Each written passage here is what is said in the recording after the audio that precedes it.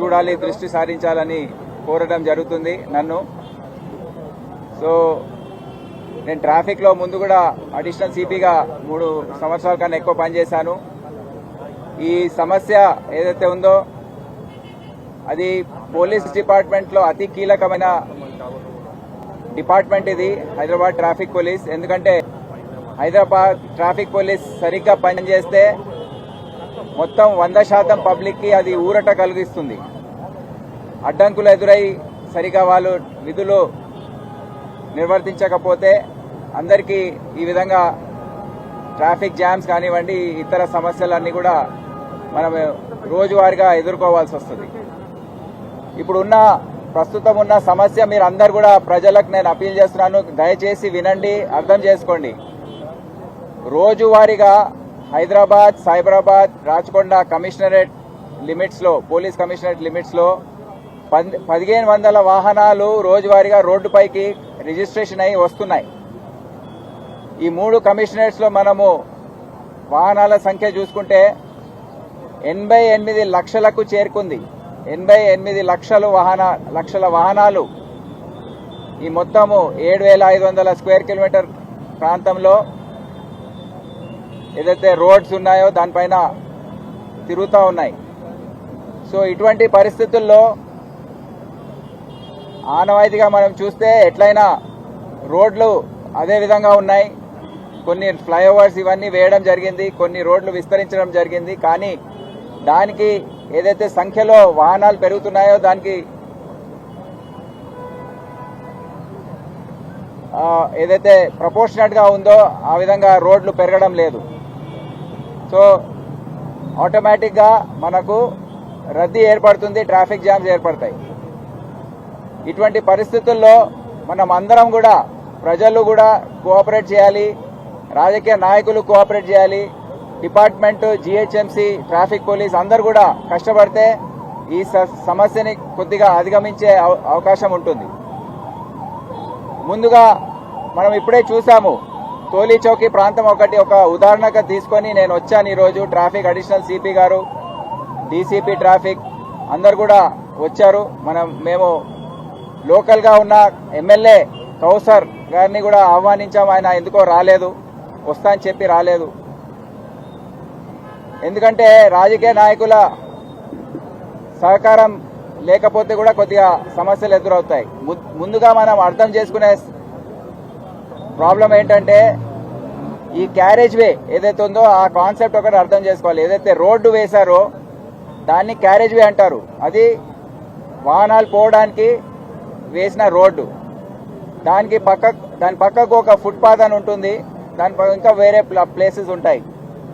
కానీ ఈ ఫుట్పాత్లన్నీ కూడా ఆక్రమించుకొని ఎంక్రోచ్మెంట్స్ ఏదైతే షాప్స్ ఉన్నాయో, షాప్సే కాకుండా దాని ముందు వేరే కొన్ని ఇంకా షెడ్స్ వేసుకొని కొంతమంది, అంటే మాకు సామాన్యంగా ఎదురయ్యే ప్రశ్న ఏంటంటే మేమంతా బీదవాళ్ళము, ఎట్లా బతకాలి అని అంటారు. మేము ఇటువంటి సమస్యలు ట్రాఫిక్ ఎంక్రోచ్మెంట్స్ తీయాలంటే. కానీ ఇది పావర్టీకి దానికి సంబంధించిన విషయం ఏం కాదు. ఇది ఎవరు అడగని పరిస్థితుల్లో వాళ్ళు వచ్చి అక్కడ పెట్టేసుకున్నారు. ఈ తోపుడు బళ్ళని కానివ్వండి, వేరే ఏవైతే ఎంక్రోచ్మెంట్స్కి సంబంధించిన వరకు దుకాణాలు, షెడ్స్ ఇటువంటివన్నీ కూడా వేసుకున్నారు. ప్లస్ వాళ్ళు తీయాలంటే కూడా ఎవరో అడ్డుపడి దాన్ని తీయకుండా చేస్తున్నారు. సో రాను ఏమవుతుందంటే ఆ క్యారేజ్ వే తగ్గుకుంటూ పోతుంది, వాహనాలేమో పెరుగుతున్నాయి, క్యారేజ్ వే తగ్గుతుంది. మీరు చాలా మటుకు చూస్తున్నారు, ఈ పెద్ద పెద్ద షాప్స్ ముందు కూడా వాళ్ళు ఏదో పేదవాళ్ళు ఏం కాదు, కానీ వాళ్ళ షాప్ ముందు వాళ్ళు పర్మిషన్లు ఇస్తున్నారు లీజ్కి ఇచ్చి, దాని దగ్గర రెంట్ తీసుకొని ఈ విధంగా ఒక మాఫియా లాగా తయారై ఇవన్నీ కూడా మనం చూస్తున్నాము. సిటీ చాలా ప్రాంతాల్లో ఈ విధంగా పరిస్థితి మేము అబ్జర్వ్ చేస్తున్నాము, ఎదుర్కొంటున్నాం. ట్రాఫిక్ జామ్ అయినప్పుడు ట్రాఫిక్ పోలీస్ వారు పనిచేయట్లేదని ఆరోపణ చేస్తుంటారు. మళ్ళీ ఇటువంటివి ఎన్క్రోచ్మెంట్స్ తీయకపోతే ట్రాఫిక్ ఎట్లా పోతుందని మనం అందరం అర్థం చేసుకునే అవసరం ఉంది. సో ఆపరేషన్ రోప్ ఏదైతే ఉందో, రోప్ అర్థం ఏంటి? రిమూవల్, ఆర్ అంటే రిమూవల్, ఓ అంటే of obstructive parking and encroachments. So ఈ క్యారేజ్ వేకి తగ్గించడానికి రెండు మూలమైన కారణాలు ఉంటాయి. ఒకటేమో ఎన్క్రోచ్మెంట్స్, ఇంకోటేమో అబ్స్ట్రక్టివ్ పార్కింగ్. విచ్చలవిడిగా పార్కింగ్ చేసుకొని వాహనాలు వదిలేసి వెళ్ళిపోవడం. అయితే అలాటెడ్ పార్కింగ్ ప్లేసెస్ లేవని చెప్తారు, కానీ ఇష్టం వచ్చినట్టు వాహనదారులు వాళ్ళ వెహికల్స్ని పెట్టేసి వెళ్ళిపోవడంతో ఏమవుతుందంటే ఆ క్యారేజ్ వే ఇంకా తగ్గిపోతుంది, వాహనాలు వెళ్ళడానికి దారి ఉండట్లేదు. సో అందుకే ఆపరేషన్ రోప్ ద్వారా మా ఆఫీసర్స్ అందరు కూడా వారిని నేను వాళ్ళకి ఆదేశాలు ఇచ్చాను. ఈ ట్రాఫిక్ సమస్య ఏదైతుందో దాన్ని అధిగమించాలంటే ముఖ్యంగా ఈ ఆపరేషన్ రోప్ మనము ప్రజాప్రతినిధుల సహాయంతో లోకల్ కార్పొరేటర్స్ కానివ్వండి, అక్కడ ఉన్న ఎమ్మెల్యేస్ కానివ్వండి, లేకపోతే ప్రజాప్రతినిధులు వేరే అన్ని పార్టీస్ చెందిన వాళ్ళు ఉంటారు, వాళ్ళందరినీ కూడా వారి సహాయం తీసుకొని, ఎందుకంటే వారే కంప్లైంట్ చేస్తుంటారు ఎక్కువ శాతం, అరే ట్రాఫిక్ పాడైపోయిందని. ఎందుకు పాడైపోయింది అనేది మనం చూడాలి. ఇప్పుడు వాళ్ళు సహకరించాలి. వాళ్ళందరికీ నేను పిలుపునిస్తున్నాను, మీరందరూ ముందుకు రండి. ట్రాఫిక్ పోలీస్ మళ్ళీ సిటీ పోలీస్తో సహకరించి మనం అందరం కలిసికట్టుగా ఈ ట్రాఫిక్ సమస్యని అధిగమించడానికి మనకు దోహదపడుతుంది. అదే కాకుండా ఈ ట్రాఫిక్ సమస్య కోసం ఇంకా 2-3 వేరే కారణాలు ఉన్నాయి. ఈ క్యారేజ్ వే ఒకటే కాదు, క్యారేజ్ వేకి ఇప్పుడు ఈ విధంగా ఎంక్రోచ్మెంట్స్ అన్ని ముందుకు వస్తూ ఉంటే మీరు అక్కడ చూసారు, బస్ స్టాప్ ముందు అక్కడ పార్కింగ్ చేయడంతో బస్సులేమో రోడ్డు మధ్యన ఆపేస్తున్నారు. బస్సులన్నీ కూడా రోడ్డు పక్క బస్ స్టాప్ దగ్గర బస్ బేలోకి లోపలికి వెళ్తే అప్పుడు క్యారేజ్ వే ఫ్రీ ఉంటుంది, ట్రాఫిక్ ఫ్లో బాగుంటుంది. అదే విధంగా ఆటోలు ఇష్టం వచ్చిన దగ్గర ఆటోలు పార్కింగ్ చేయడం. సో మా ట్రాఫిక్ ఆఫీసర్స్ చెప్పాను, మీరు బస్ డ్రైవర్స్తో ఆర్టీసీ వాళ్ళతో మంచి సమన్వయం ఏర్పాటు చేసుకోవాలి, వాళ్లకు ఎడ్యుకేషన్ చేయాలి, వాళ్లకు బస్సు బేస్ ఏర్పాటు చేసి బస్ బేస్లో వెళ్లే విధంగా వాళ్ళ ట్రాఫిక్ ఆపరేటర్స్ ఉంటారు, మేనేజర్స్ ఉంటారు, వాళ్ళని పిలిపించి వాళ్ళ ద్వారా వాళ్ళ కొద్దిగా డిసిప్లిన్ అనేది చెప్పాలి.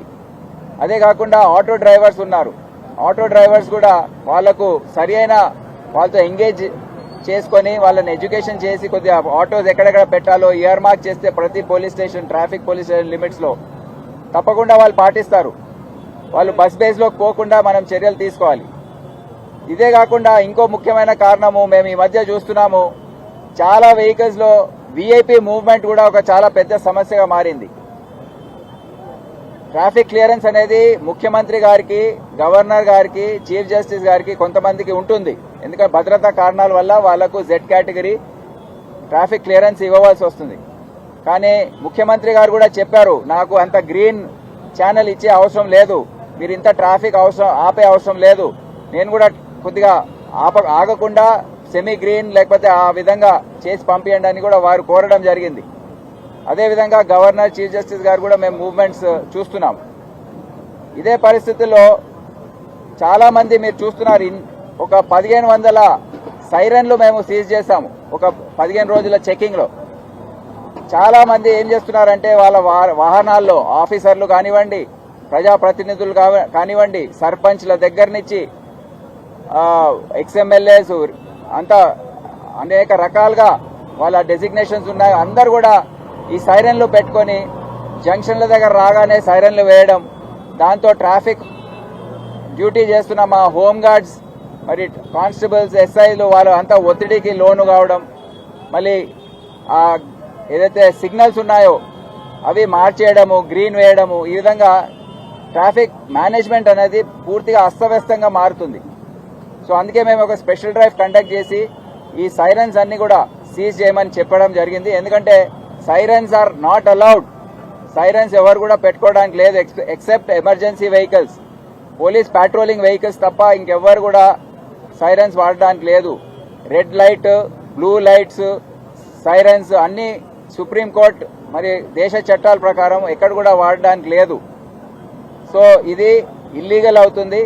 సో అందరికీ నేను రిక్వెస్ట్ చేస్తున్నాను, మీరే స్వచ్ఛందంగా మీ కార్లలో, వాహనాల్లో ఇటువంటి సైరన్స్ ఏదన్నా ఉంటే దయచేసి మీరు అవన్నీ కూడా తొలగించుకోండి. తొలగించుకుంటే మాకు కూడా ట్రాఫిక్ మేనేజ్మెంట్లో సహాయం చేసిన వారు అవుతారు.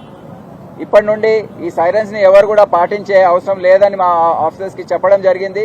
సిగ్నల్స్ అన్ని కూడా టైం ప్రకారం ఏదైతే సిగ్నల్ టైమింగ్ సెట్ ఉందో దాని ప్రకారమే నడిపించడానికి, ప్లస్ ఈ క్యారేజ్ వే పెరగడంతో వాహనాల ఫ్లో కూడా పెరుగుతుంది. దాంతో ట్రాఫిక్ ఫ్లో అనేది మనం ఇంకా మెరుగుపడే అవకాశం ఉందని మీ అందరికీ తెలియజేస్తున్నాను.